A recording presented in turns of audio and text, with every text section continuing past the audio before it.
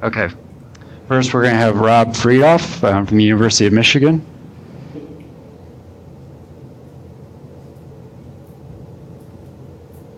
Well, hello, everybody. My name is Rob Friedoff, and I am at the University of Michigan.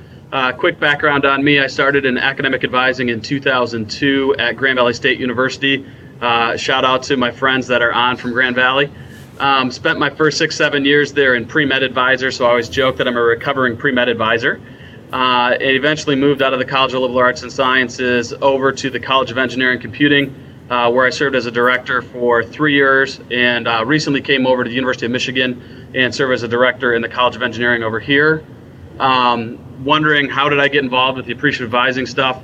Back in 2004, I met Jenny at a NACADA conference, and just kind of fell in love with the passion that she had for the field, and continued to stay in touch with her. Attended the first institute, which was in Las Vegas, and after the intro session, kind of went up to her and said, hey, just kind of interested, are you guys doing anything with an online course? Just asking a question because I've kind of got an interest there. And all of a sudden she waved somebody over, Aaron Conkle, who's a PhD student at Minnesota, and says, hey, Rob's going to do the online course for us. And that began my time with appreciative advising. Since that point in time, we have launched that online course and just started a new semester on the online course. And I've also participated as a faculty member for 3 of the institutes, and have had the good fortune to go to multiple universities across the country and talk about appreciative advising. Hello everybody, Joe Murray, and I'm actually new to Florida. I've been here, actually yesterday was my 1-year anniversary, at least according to Facebook. Somebody keeps track of that stuff, I guess. From Miami, Ohio, actually, 25 years up in Ohio previously, and decided last winter was enough for me, so I moved south, so I'm at Florida Atlantic now. And I got involved with the appreciative advising, again through Dr. Bloom, through NACADA originally, and I've been a faculty member at all of the institutes, starting with Las Vegas through just last year, and also have helped really move this agenda forward, especially with our at-risk student populations, first-generation college students, and I have a passion also working with foster youth in higher education. So that's kind of my focus with these. I also wanted to let folks know as we're talking today, I'm going to be giving lots of different examples that I have used over the course of my career. Those span several different universities, so they're not all being done at Florida Atlantic or Miami. It's certainly a mixture as I've moved from location to location. All right, so as not to be distracting, we're going to go ahead and pull the webinars off and jump right into the PowerPoint. And thank you so much for the people who entered in kind of your comfort level with appreciative advising. The focus for today, in terms of going over the model, is just to do a real quick introduction to it, or kind of an overview for people who have seen it before. And so we're going to jump right on in there. Many of you know appreciative advising is the intentional collaborative practice of asking positive open-ended questions, all with the goal of optimizing the educational experience. For me to use the same short. This stems out of appreciative inquiry, which started back in 1979 at Case Western Reserve University with David Cooperrider, and is also drawing on tenets of social constructivism, positive psychology, and some of the movements around strength these days. There are 6 phases in the appreciative advising model, typically starting with disarm, discover, dream, design, deliver, and don't settle. And I'll do a quick overview of those right here. So disarm is that ability to create the first impression that's warm, welcoming, and safe for students. It certainly is one of those areas that in higher education, you never know how students are going to come into your office, so we need to be ready to disarm any situation that may come in. In terms of discover, it's really looking at the students to kind of understand where they're coming from, what lenses they may be looking through, and looking for their strengths, and certainly utilizing positive questions. Positive open-ended questions. The dream stage here, one of my personal favorites, is really helping students formulate a vision of what could become, and really helping them to get to the point where they're comfortable sharing dreams, both life and career. For the design stage, this is the area where a lot of advisors tend to feel pretty comfortable. And that's where we devise a concrete, incremental, and achievable goal set up for the students, and we help them to kind of refine or redefine what it is they want to do moving forward. Deliver, which is kind of one of the areas for me that was the growth area when I started doing this appreciative advising stuff, was really helping students, once we designed everything out, really getting into their world and making sure that they understood that they stumbled upon the way, that we had some good resources to help them get back up and move forward and do what they needed to do to be successful. And then the concept and the idea of don't settle. And so don't settle here is really trying to help the students to raise their internal bars, to see where their internal motivations are and help them go one step further than what they may even think they're able to do. One of the things that we've seen as we've gone across the country and chatted with people about appreciative advising and what's now more largely becoming appreciative education is the concept of the appreciative mindset, that when you're looking for strengths in people, you'll find strengths.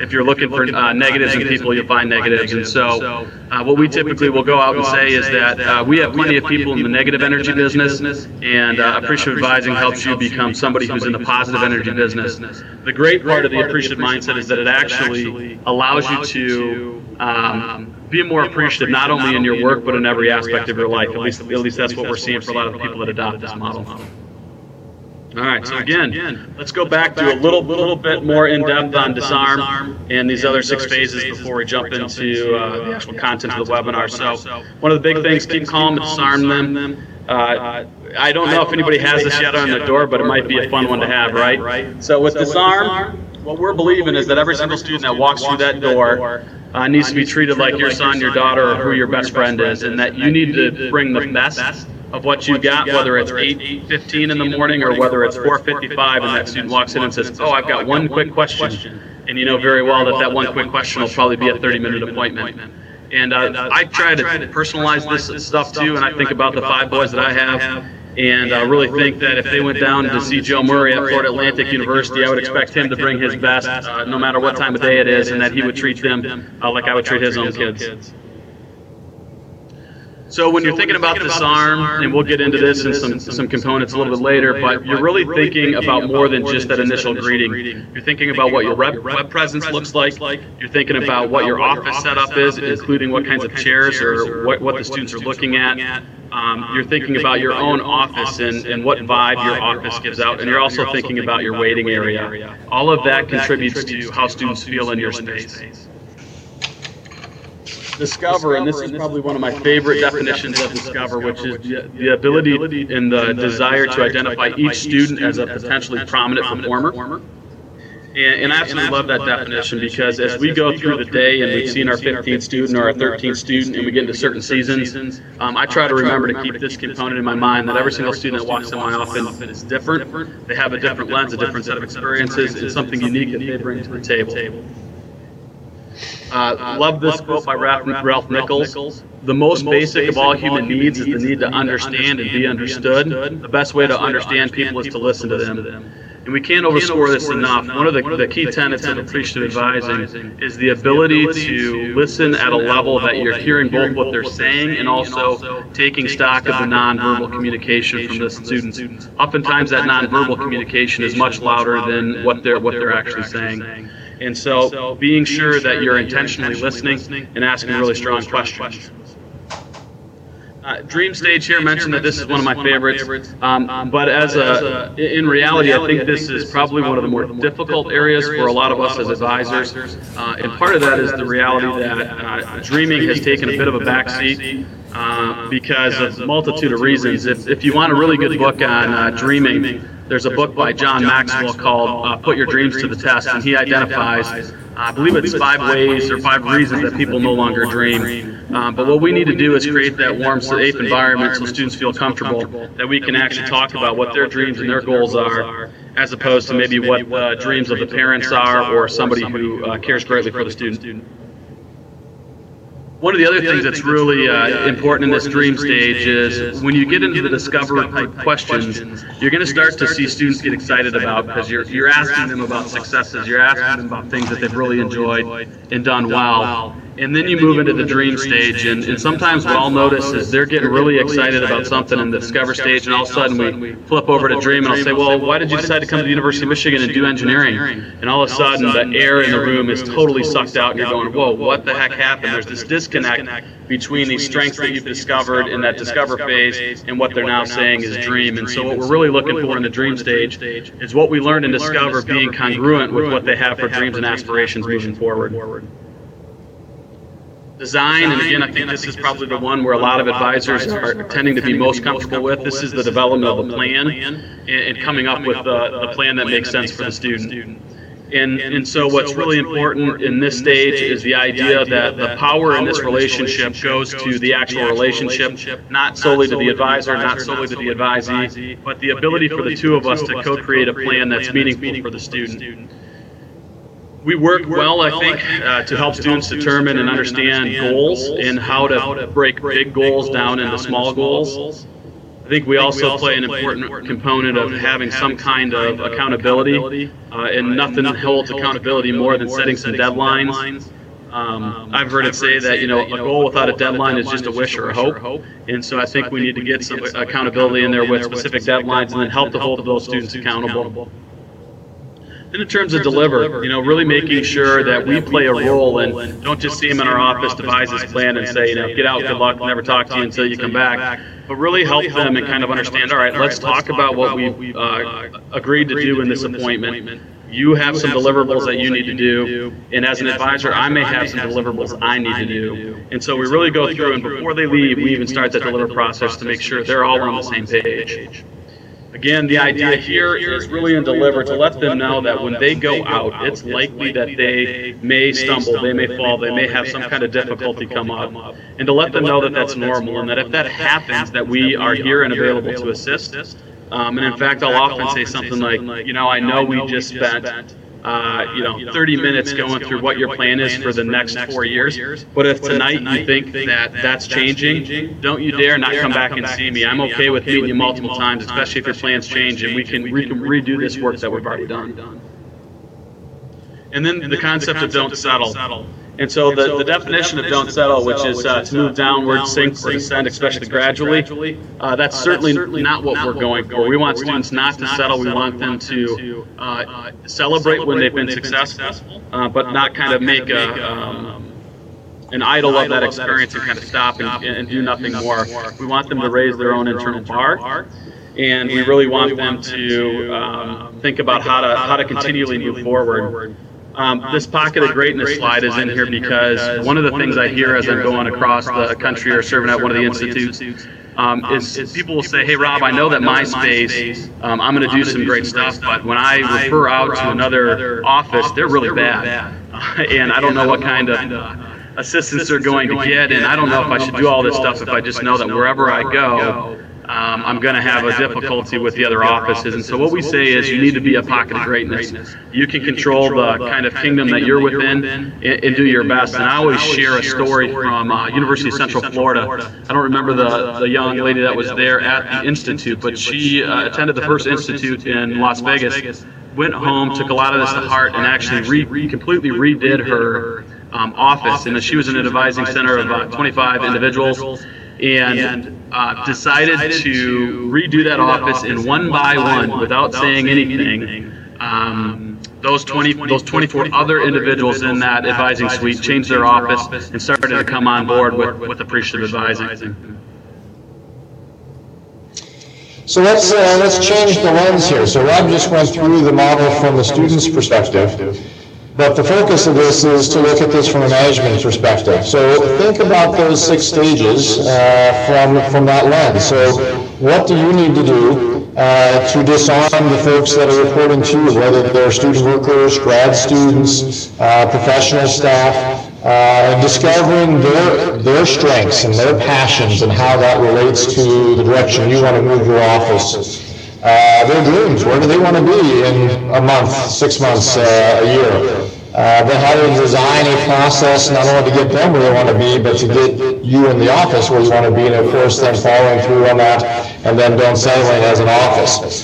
So as we go forward here this afternoon, Couple of things I want you to be thinking about. Appreciative advising is not a model that you can do to students. They have to partner with you. They have to be an active participant in this process. The same thing with your staff. You can't do this to your staff. They have to be a partner, and it has to be a joint venture as you move forward. So that's going to be absolutely critical to build that buy-in and that communication. We're going to focus on 4 areas that sort of bubble to the top for Rob and I as we started thinking about this. Those include looking at the physical space. Now, appreciative advising, and we've talked about this in terms of the students, but also look at this from a management point of view. What does your physical space look like, and how do you manage and change it to connect with your staff? So from a management perspective. Looking at the electronic space, the same thing there.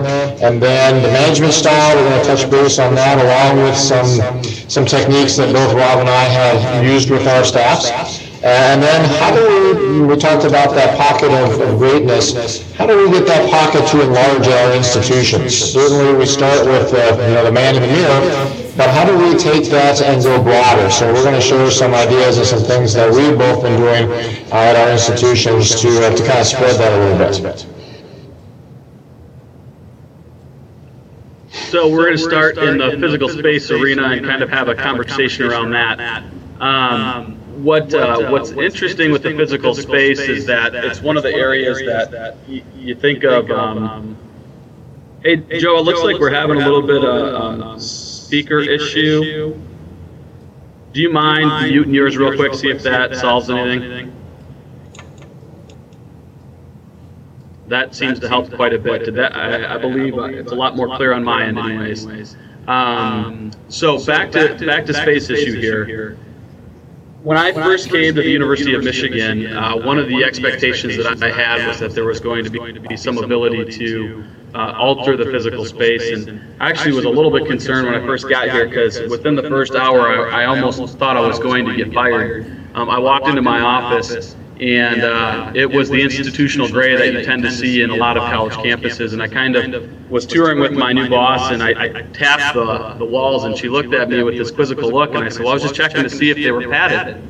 And she kind of gave me this funny look. I said, any chance we can get some paint? And kind of sometimes being the new guy, you get a little bit of a ability to do some of those things. So we got paint throughout all of our office. And then the next big thing is this picture that you're seeing currently on the PowerPoint. My office is a suite that encompasses both the Engineering Advising Center, which serves our first-year students in the College of Engineering, and our Engineering Career Resource Center, which serves both our undergrads and graduates in the College of Engineering.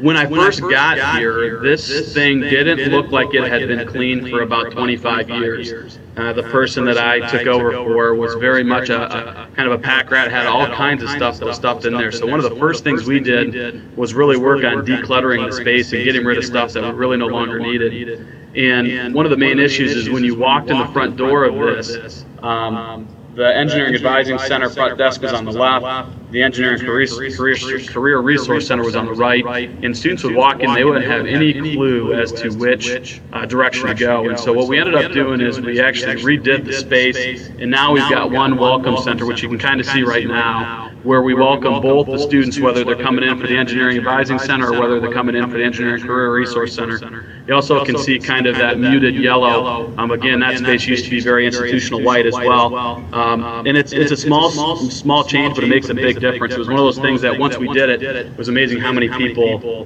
made comments about it. The other one here, you can see this sign that's hanging, the Welcome to the Engineering Advising Center and the Engineering Career Resource Center. I think that was literally about $150 to hang it from the ceiling. It's literally a poster, and that's gone over really well with students because it's a real good visual cue when they enter in where they need to go. This is kind of a shot from a different direction, and most students wouldn't walk in this way. They would actually walk in from the front. But it also shows, you can kind of see towards the back of it, there's some shaded glass, which provides a little bit of privacy for some of our office coordinator staff. And in the past, what was happening is these students were walking in, they were kind of veering left, and were asking people for help who really weren't part of the welcome reception area. And so by putting up that frosted glass, it really helped give a little bit better indication from a visual perspective as to where the students needed to go. One of the other big things we did with when I first came on board was to kind of go through and look at each of my advisors' individual offices and kind of talk to them about the importance of where they're sitting, where the student comes in and sits, what the student is looking at when they're sitting in their chairs, and just really trying to tidy things up and even put some more personal affects in so that we could continue to personalize ourselves as advisors.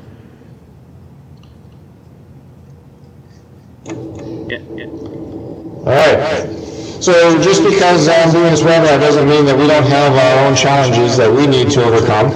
This is my lobby, as it is today. We have expanded our advising staff, actually almost doubling it here in the last 6 months since I've been Florida Atlantic. But that has created some problems and challenges for us as well. As you can see there, the blue table, we actually have 3 advisors in our front lobby. Actually, they started about 2 weeks ago, so we're not seeing students in terms of advising appointments yet, which is a good thing because that's not going to work. You can see the walls are all institutional white. We actually have holes on the side that you can't see where we pulled out some dividers. So we've got some work to do. There's absolutely no question about that. So we wanted to kind of show you a before and then an after. So I'm coming from Ohio, as I mentioned earlier, and garage sales are big in Ohio. We did not have enough seating in our lobby for a single student to be waiting to see an advisor. So as offices around me started to redo their lobbies, I went around and borrowed furniture, and we ended up with quite a hodgepodge of stuff to the point where my dean decided it was time for us to get a facelift as well. So what I've included on here is what's coming. So we are very excited about this. You can see the lobby, the chairs, different flow. We picked out colors. Of course, this won't be done until next year as fast as things move in higher ed. But the point is that we're moving forward. I think that is really, really important to have that vision and to do that. I'm going to share with you a couple other pictures. So this is one of our new advisors. And what looks like a very disarming office. She's got a lot of her personal effects and stuff there. If you, to quote Paul Harvey, I guess, the rest of the story, there's the rest of the story. She's in our conference room. And again, because of the space situation, we've had to be very creative in how we use this space, at least temporarily. So I guess the message here is, even though there are certainly constraints that you're dealing with, there are still ways to really look at the space and try to make it very disarming for students. Let's take that again a step further and connect this to our staff. When you meet with your staff in your office, is it across the desk? Or do you have a table that you can sit on? And it changes the tone of the meeting significantly. If you don't have that desk, it becomes less formal. It becomes more of a conversation than a more structured piece. One of the things that we also tell my advisors, and I think this is absolutely critical for management as well, the quality and the in-depthness, if that's a word, of your conversations with students significantly improve if you get out of the office. The same absolutely applies to your staff as well. When I do my one-on-ones, we always try to take a walk. We find a palm tree if it's not too hot to sit under, take them to lunch, get them out of the office. That is so important. It really changes the flow of the conversation significantly, and it really helps with that connection. So be creative. Find those spaces on campus where you've got some privacy, you have a little bit of quiet, but you don't have the constant flow of the computer or the phone and interruptions as you're working one-on-one with your staff.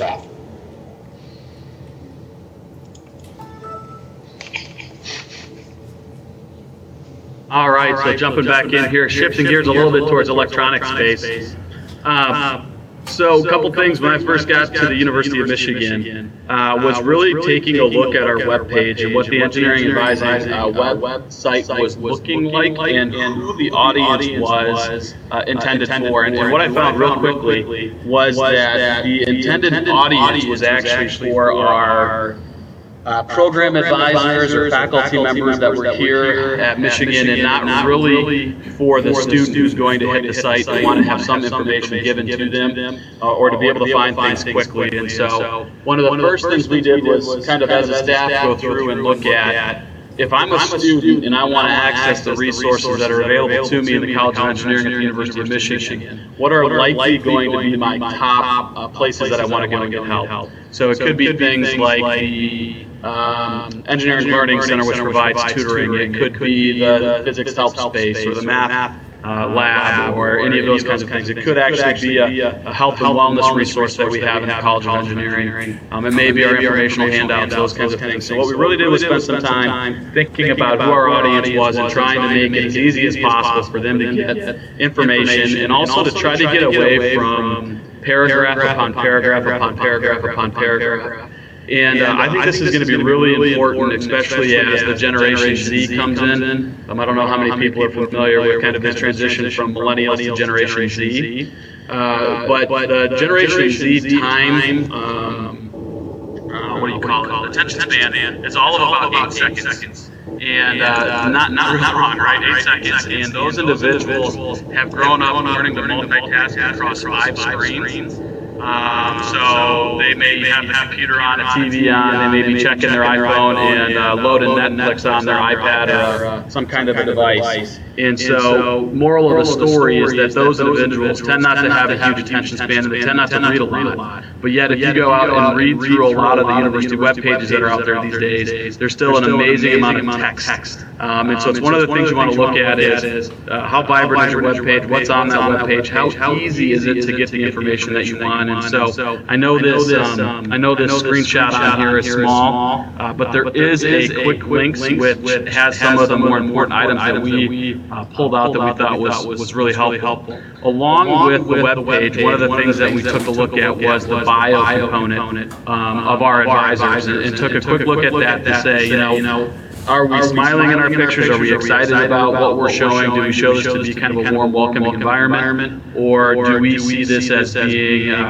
really kind of professional, buttoned up, concerned, not concerned, but just really professional and serious? And so what we decided to go with is really trying to make it a place that they, by pictures or by the visuals on the website, feel that it's going to be a good space to come into. And we also looked at our bios to include things other than just our professional accolades. So we had a couple comments on our personal lives, what we like to do when we're not at work. Again, just really try to personalize us as advisors. One of the other things I did when I came in was ask the advisors to kind of send me some random emails that they'd sent out in the last 6 months or so. And the reason that I did that is I had a little bit of a concern that we were a little bit too mechanical. Student asks the question, we respond, hit send, boom, done. So mechanical or transactional. And I think you can soften the email quite a bit simply by starting out with the, hey, it's so nice to hear from you, or hey, thanks for reaching out to me, it's really great to hear from you again. And then answering the question and then finishing up on the email with, I look forward to getting an opportunity to connect with you in the near future. If you have any additional questions, don't hesitate to let me know. Or even taking the additional time, and we have the LSNA database notes that we use so we can kind of pull up stuff. And so sometimes a student will email me a question, I'll answer the question, I'll jump into the database and look and see what the last time was that we met and what we talked about. And I may do a little deliver where I say, hey, last time you were in here, you were going to go over and maybe get a tutor in the Engineering Learning Center. Just want to check in and see if that happened yet. And have a great day, talk to you later. And I can't tell you how positive the students are in the reaction component when you send that type of an email out versus just the real transactional type that sometimes happens. One of the other ways that we've started to disarm students and really try to get in a space where they're comfortable is with videos. And so we've done quite a bit this past summer with video content, and we're a little bit spoiled and or fortunate here at Michigan that we've got an advanced podcasting room that we can basically walk down the hall and go into and start shooting some videos. But the picture you're seeing, Mark Collier, he's my assistant director.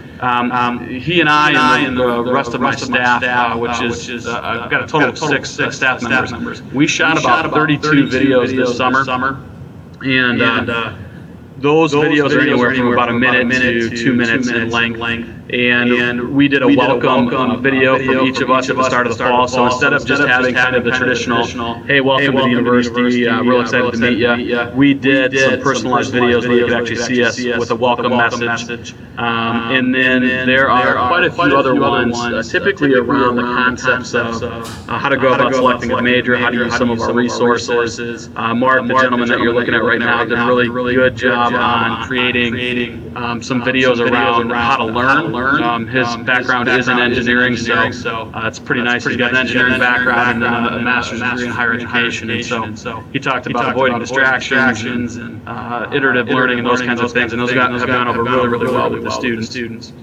Joe, any comments on you from electronic resources?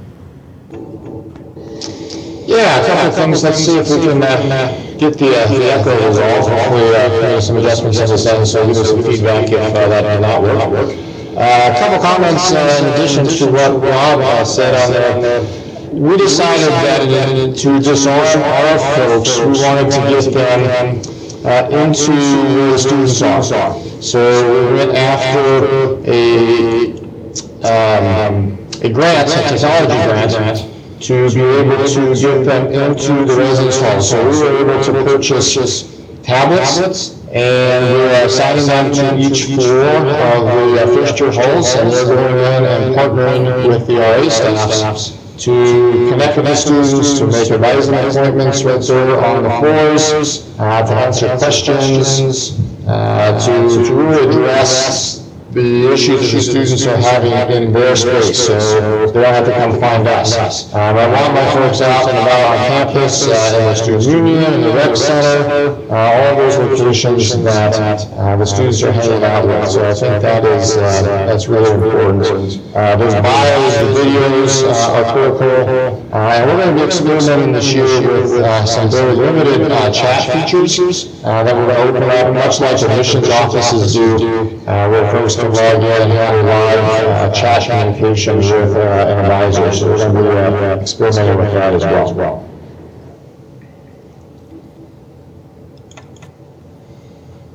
All right, so let's talk a little bit about management strategies.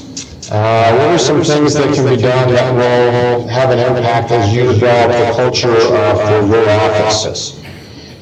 A couple things that we started with immediately was starting to develop a way to recognize how much we appreciate each other.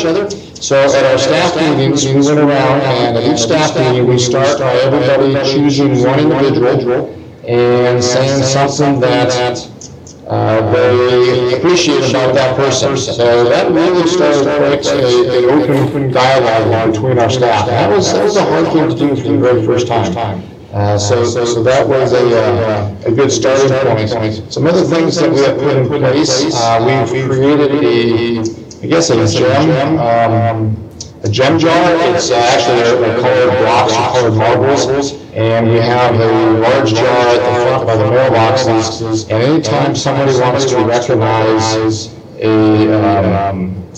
an act or deed or something that they've done, they can go pull that out and give that to the person and fill up their jar and talk to them a little bit about what they really appreciated that they had done. So that's been something that's really helped our culture quite a bit. We've created a social committee within our office to create opportunity to get together outside of work. I think we're going to be doing some tailgating for football season this year. We've done some questionnaires and met with folks to talk about their strengths and their interests. So that has been a positive thing for us as well. And then the staff meetings. Each staff meeting we pick, especially since we've got so many new folks, we pick a stage of the appreciative advising model, and we go through that. We talk a little bit about what they have done to try to incorporate that into their advising for the week, things that they are going to continue to do, things that they're going to try to change, and things that they're going to add to their set of skills that they use in their toolbox. So that's been a really good piece of this. I try to do one-on-ones with all of my direct reports at least once a month. For the new folks, we had them fill out a questionnaire that asked them to communicate to me what their strengths were, what their pet peeves were, what were the energies them at work, and things that left them drained. One of the good resources, if you haven't seen it, is a video called "Trombone Player Wanted," and it's by Marcus Buckingham from he worked for the Gallup. They talk about how to become and maximize your strengths at work. Very, very powerful set of videos. I highly recommend that you take a look at that if you have the opportunity to do that. So we've certainly structured what we're doing with that around that process.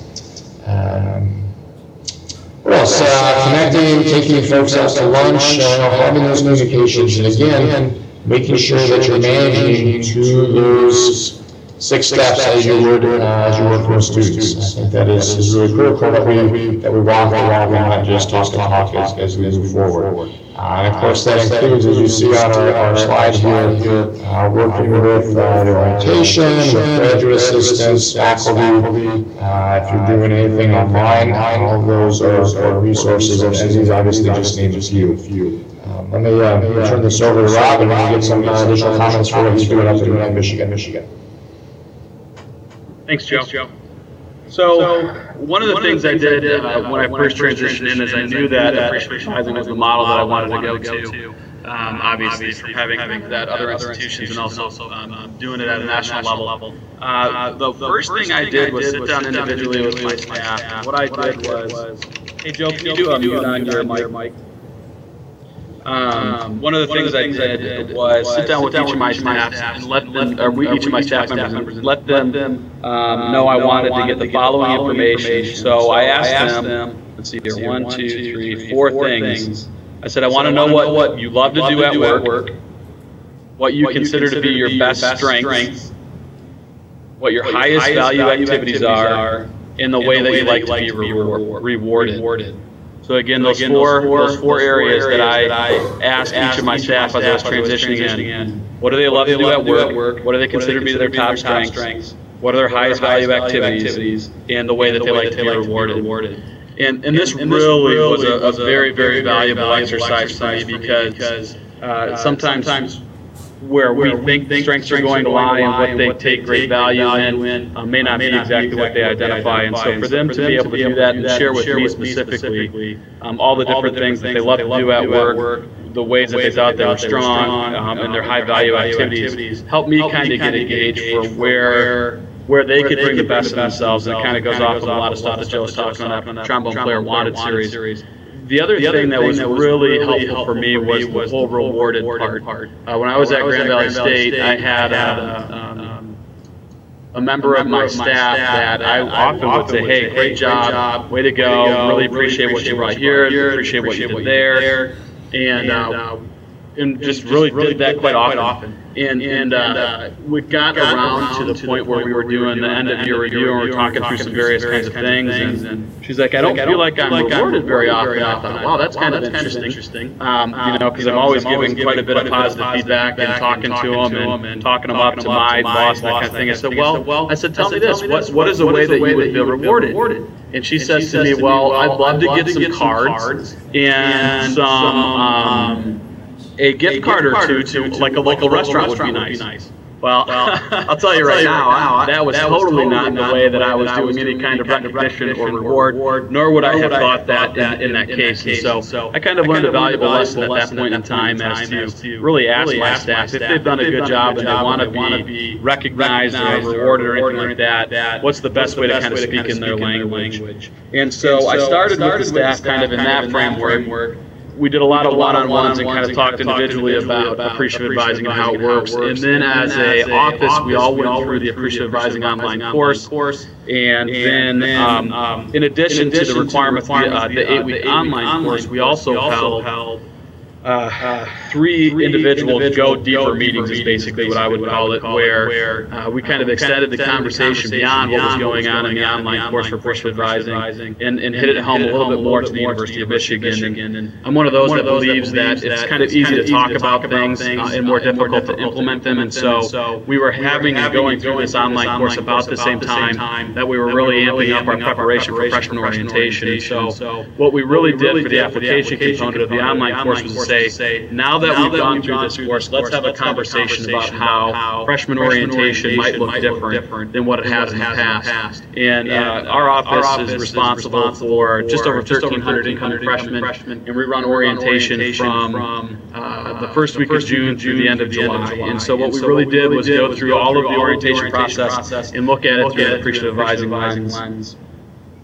And the other thing that we started working on is we have a series of peer advisors. We actually employ 10 peer advisors. Those peer advisors work in orientation, summer orientation, but then they stay on and work with us over the course of the next year and incorporate it into their experience, some of the components of appreciative advising as they were transitioning and training, not only for freshman orientation, but as they were going to serve as front desk people in our office.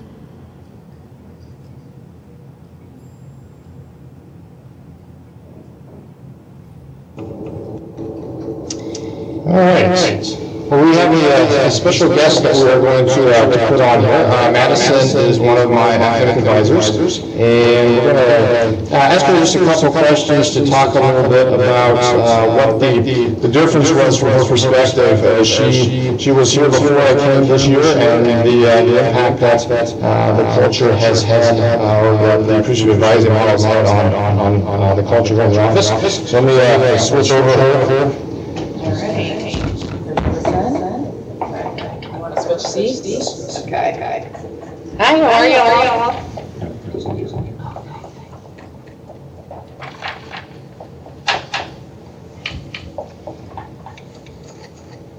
All right, can everybody hear us okay? Hello? Okay, great.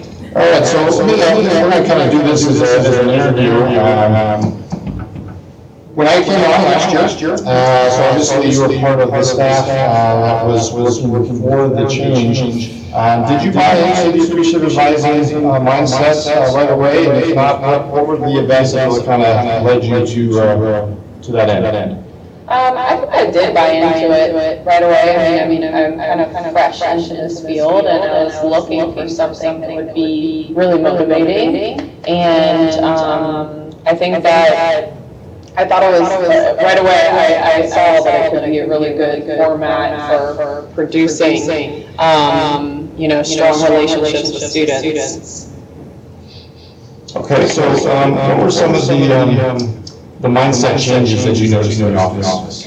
One thing is that I feel a lot more comfortable to express my ideas and express my opinions. Not only do I see that in myself as a change, but I also see it in other people. I think that people are just opening up more, communicating more. Also, there is more laughter. One thing that I think is really important is we have a larger staff now, so it's growing, but I see that people are smiling more. I see more laughter in the workplace. People are taking the time to get to know each other, get to know each other on kind of a more personal level. We're building more friendships. We're seeing each other more outside of the workplace, which is nice. Our team is not only building relationships, but we're starting to kind of realize each other's skills and strengths, which is something that I think we didn't really always know each other's skills and passions and kind of experiences that we've had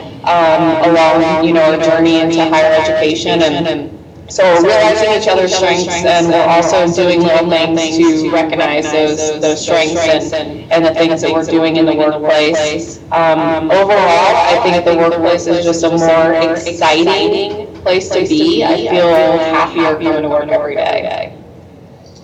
So how has that changed your personal motivation at work?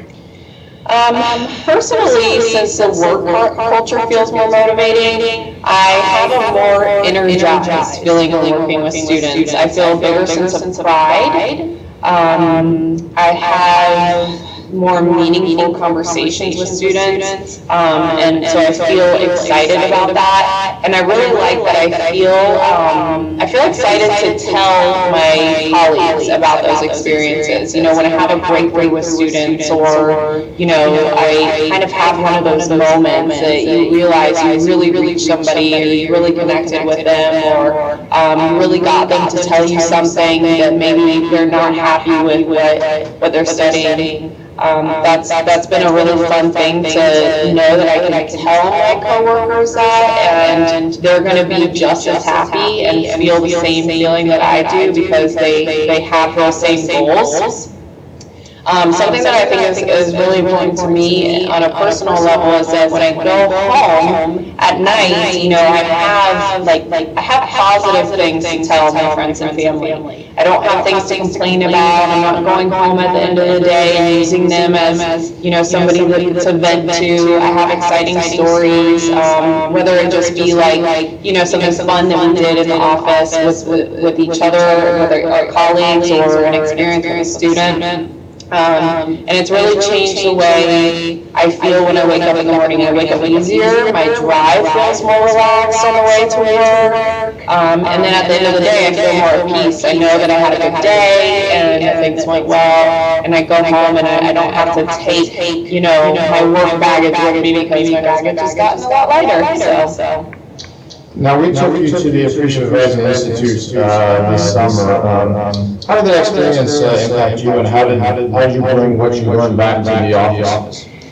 Well, actually, I've used a lot of the things that Rob, some of the activities that we went over, I've used them a lot with our students at risk, some of the activities. It just gave me more tools. It gave me like tangible things to do with them, as far as just worksheets, activities, conversations to have with them. It brought the appreciative advising more into practice for me, and so it made me realize the things that I can be doing with it without, you know, I've already learned a lot of the theory and the model behind it, but kind of having those tangible activities and things to do and with students has been really helpful. So speaking of students, how has it changed your interactions with them, the quality, the content, the outcomes? The student interactions have been awesome. This semester, especially after the Institute, I have had such great connections so far with students. And honestly, because the workplace feels more comfortable, I have more time, more energy, more space, you know, in myself to focus on my mission of being there for students and helping students succeed. And I find myself engaging in more meaningful conversations with students. I'm reaching way beyond the academic scheduling and the class life, and, you know, students and I are talking about goals and passions they have, and different things they've experienced in life, and you know, maybe things that are going on in their personal life and stuff. And so just the conversations are more meaningful, they're more in depth. I find that my sessions are going a lot longer, which is awesome. So now I'm like, instead of trying to fill the space of the meeting time, I'm actually looking for more time to engage with those students. And so because of that, because I'm digging deeper into kind of getting to know them and making connections on a more personal level, it's really allowed me to get to know more about them. So I find myself following up with students a lot more. I'm emailing them a lot. Like, I'll hear about some sort of function or something that's going on campus, and I'll think of a particular student, and I will, you know, I'll shoot them an email and let them know that, hey, I saw this is going on. Or if I read an article, or sometimes students will tell me something that they're interested in, maybe a major that they're thinking about. So I'll look up stuff and I'll send them an email with an article that I found that talks about, you know, maybe people in that field, and students are starting to open up to me so much more that, if they tell me something maybe is going on, maybe they're going to go through something that week, maybe something's going on in the family. I'm following up more, I'm making notes to just follow up and kind of shoot them an email and see how things are going and make sure things are okay. So overall, I think my sessions are just going longer and they're much more meaningful. And certainly this does not mean that we have a perfect staff by any stretch of the imagination. We certainly get into our discussions and arguments and our disagreements, but I think how we have those and the outcomes once we're done having those conversations has really changed, and that has made a big difference. What are some of the activities or events that are new to our staff that you've noticed sort of popping up, both planned, but also more importantly, maybe spontaneous over the last year or so?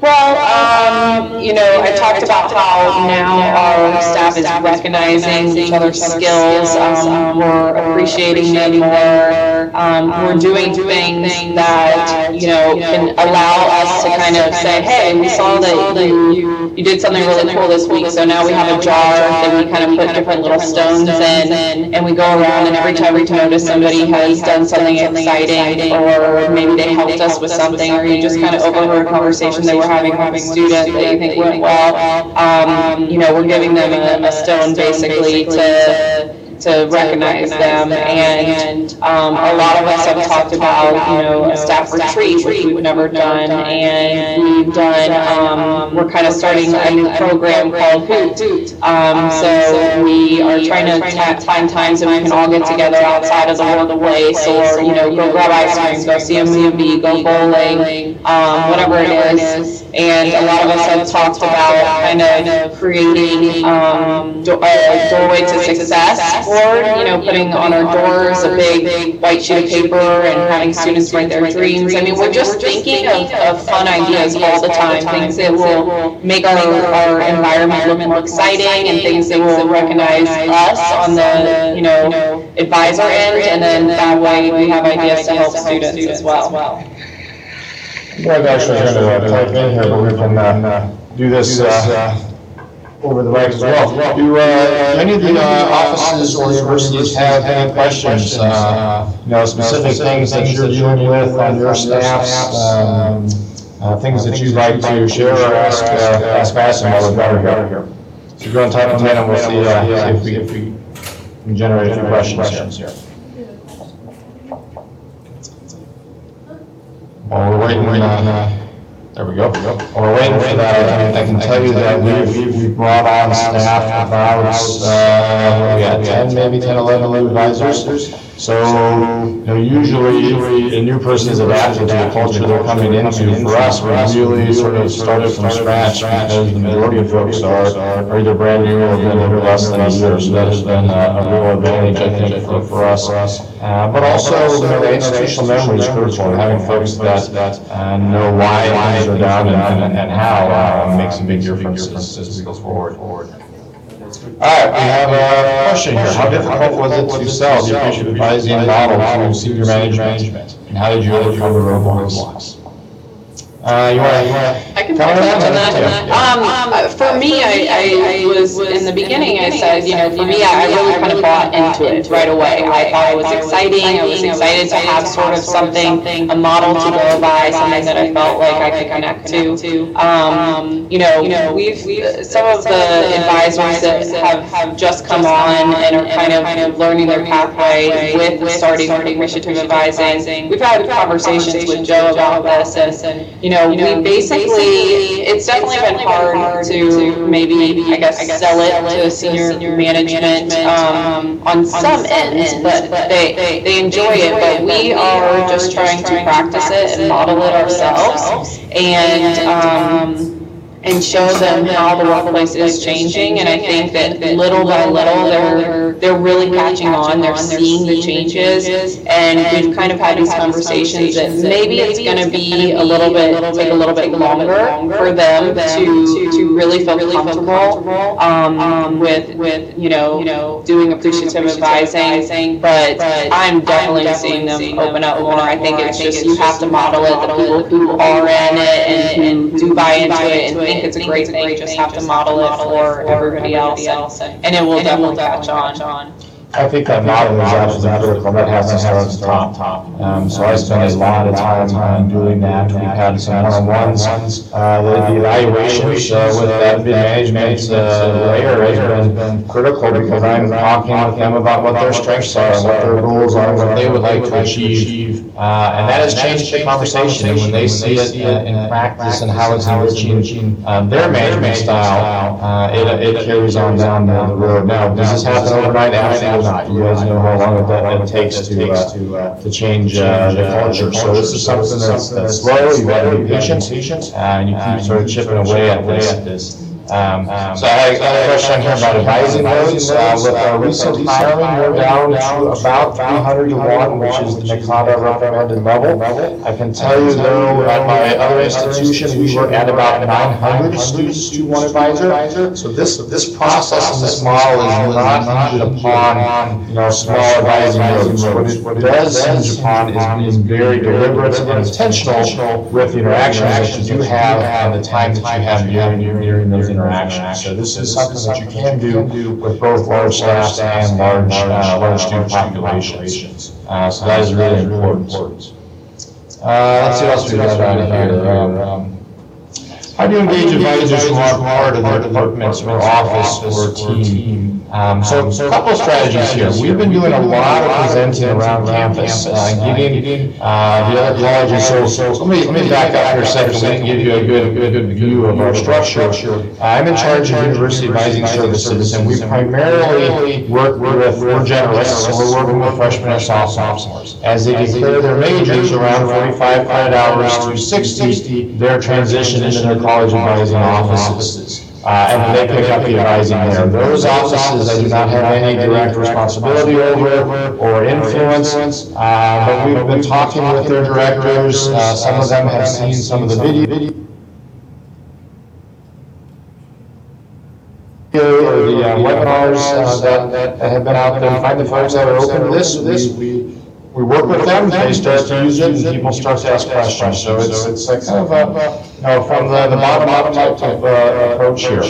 Faculty advisors included in this, absolutely. We reframe the language a little bit to talk about appreciative education as opposed to appreciative advising. The steps are exactly the same, the process is the same, but it connects more with their experiences and what their daily lives look like. So that's important. Other offices, absolutely. So one of the things we're going to, let's see, let me hold on that question, because we're going to actually talk about some of the other offices that we've worked with. So we're going to come back to that question. So great question there. I think anything else, Madison, that you want to add? I just want to say that I really enjoyed learning about appreciative advising and being a part of this. I think it's awesome.